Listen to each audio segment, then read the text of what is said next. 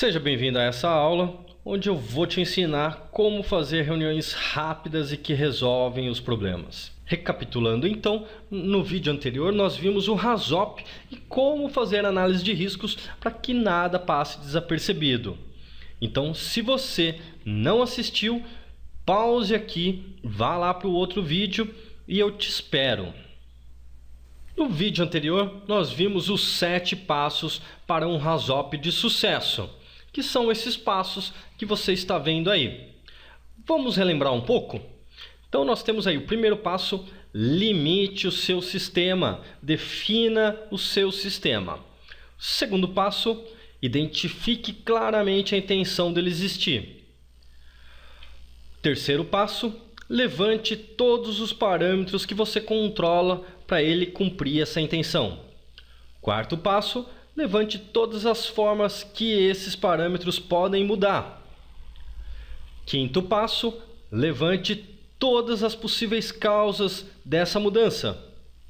Sexto passo: levante todos os possíveis efeitos causados por esses desvios. E sétimo passo: recomende melhorias.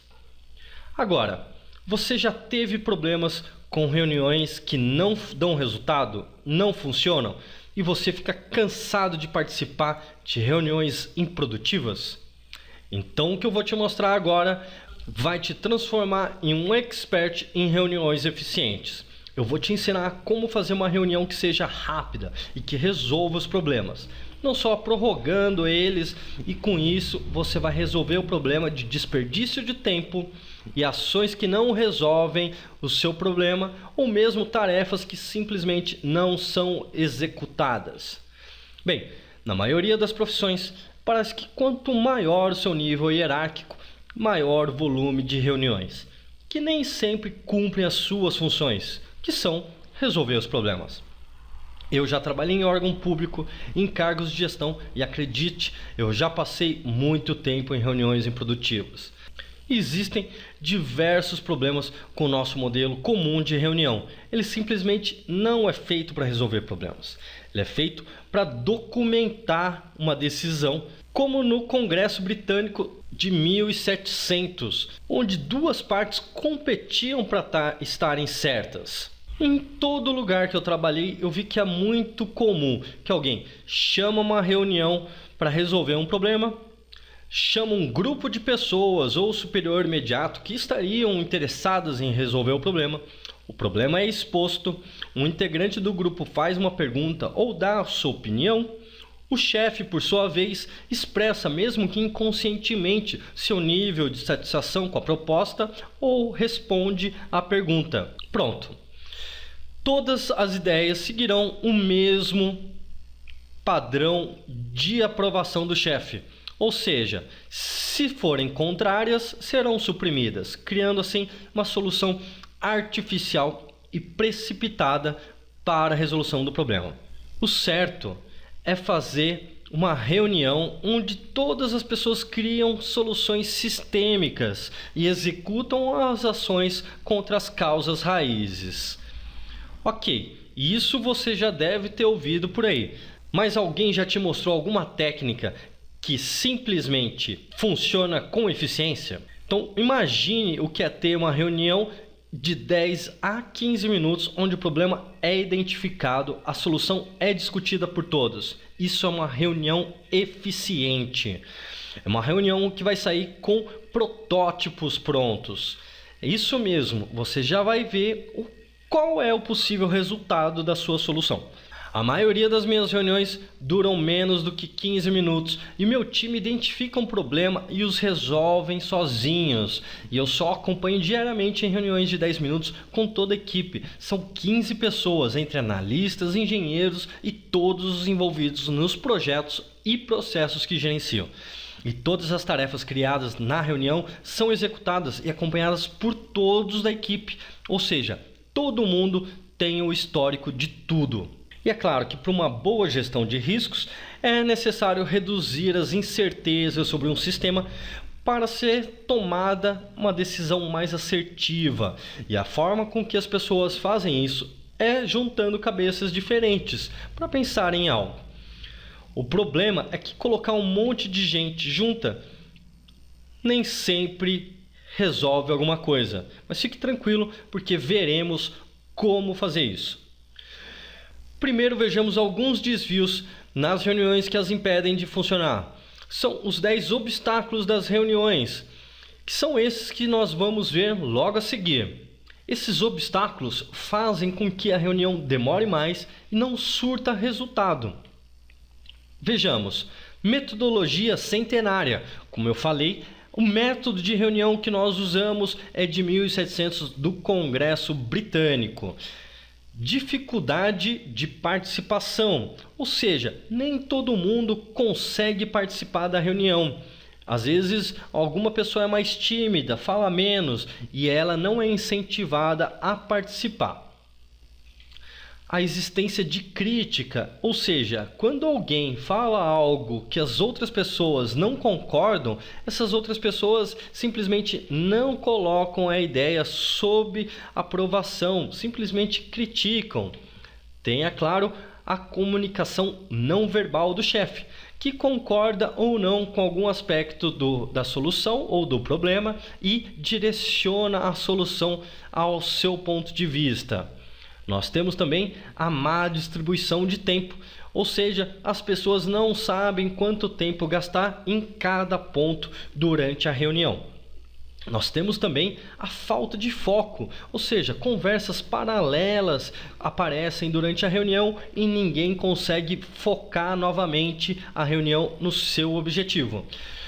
Nós temos a influência das autoridades, que é um ponto importante quando você coloca alguém que sabe mais do que os outros, e é notório isso. Então, cuidado para colocar autoridades em uma reunião. Você tem também o poder de persuasão de algumas pessoas dentro da reunião, que tendem a vender as suas ideias. E se ela tiver uma boa argumentação, ela é vendida e a sua decisão, a decisão do grupo, é reduzida. Nós temos também um efeito retardado, que consiste em a reunião não terminar na reunião. Ou seja, as pessoas continuam discutindo o problema fora da reunião e esse tempo é prolongado. Além disso, nós temos a falta de apoio na implementação. Ou seja, a pessoa que teve a ideia levou a ideia consigo, mas ninguém mais está colaborando com ele. Finalmente, nós temos as funções. Nós temos o facilitador, uma pessoa treinada que se encarrega do processo da reunião, sendo proibido que ela discuta o conteúdo. Ela vai criar aqui o foco e todos os desvios serão monitorados por ela. Nós temos o registrador, que anota as ideias e pode participar da reunião. Finalmente, nós temos o coordenador, que determina o local, a hora, a duração e não é necessário a sua participação na reunião. E para eliminar esses impedimentos, o facilitador da reunião precisa seguir as 3 leis do grupo. Elas são muito importantes porque transformam um grupo em um time. Então, a primeira lei é unir o grupo. O objetivo dessa lei é harmonizar o grupo, porque o maior perigo numa reunião é a agressão entre os membros. Aqui, o facilitador vai promover o desabafo, fazer com que as pessoas digam o que elas pensam, ser imparcial, ou seja, se restringir aos fatos, e convocar os outros participantes para participar. A segunda lei é concentrar o grupo. O objetivo aqui é manter o assunto da reunião. O assunto é facilmente substituído por outros e estas dicas vão anular essas tentativas de desvios do assunto. Ou seja, fique alerta, mantenha a mão no leme, teste a compreensão e parafraseie. Resuma a descrição de uma ou 2 versões. A terceira lei é mobilizar o grupo.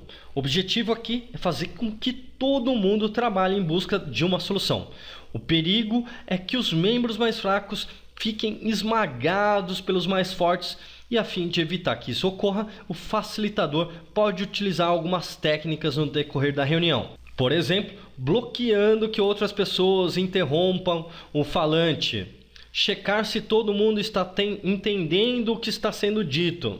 Registrar todas as sugestões, independente dos critérios de aceite. Encorajar novas ideias e convocar por escrito todo mundo com as informações necessárias para a decisão.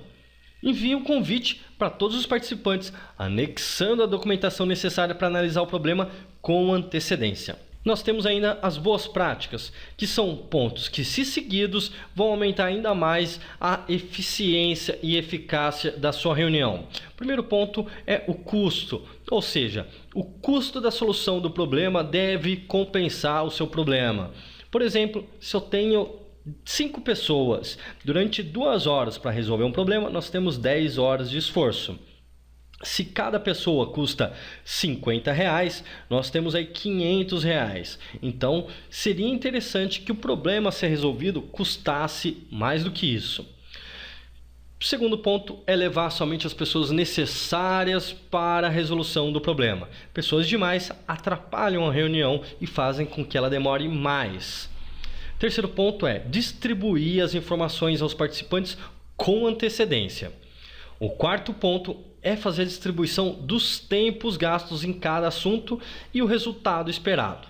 O quinto ponto é ter uma condução da reunião por normas de confiança e não de competição e ordem.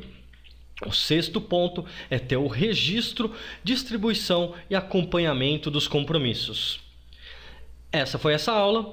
A próxima vai ser o brainstorming, a técnica. Muito obrigado e até a próxima aula. Lembre-se de deixar aqui os seus comentários, suas dúvidas aqui embaixo nesse vídeo. Até mais!